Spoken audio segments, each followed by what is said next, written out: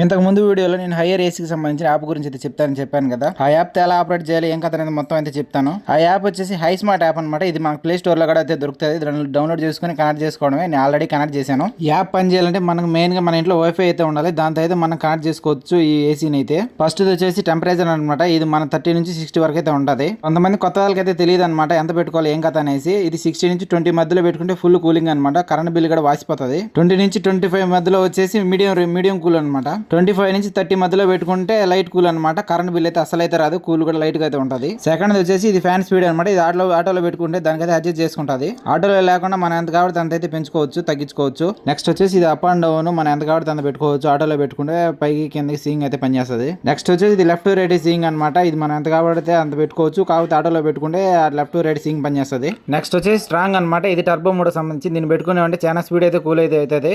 కాకపోతే దీన్ని చాలా సేపు అయితే పెట్టుకోకూడదు. హాఫ్ అన్ అవర్ పెట్టుకుని అంటే ఫుల్ కూల్ అయితే అయిపోతుంది. ఇంకోటి వచ్చేసి ఇది క్విట్ మోడ్ అనమాట. దీన్ని పెట్టుకుని అంటే మన నిద్రపోయే టైంలో సౌండ్ అయితే అసలు అయితే రాదు. ఇంకోటి వచ్చి ఇది ఈకో మోడ్ అనమాట. ఇది మనం ఏ టైంలో ఎంత అయితే కూలింగ్ ఉండాలని చెప్పి ఇదైతే అడ్జస్ట్ చేసుకుంటుంది. కరెంట్ బిల్ కూడా చాలా తక్కువ అయితే వస్తుంది. ఇంకోటి వచ్చేసి ఇది ల్యాంప్ అనమాట. ఇది ఇండికేటర్. అది మనం నిద్రపోయేటప్పుడు డిస్టర్బెన్స్ కనిపిస్తే ల్యాంప్ అయితే ఆఫ్ చేసుకోవచ్చు ఆన్ చేసుకోవచ్చు.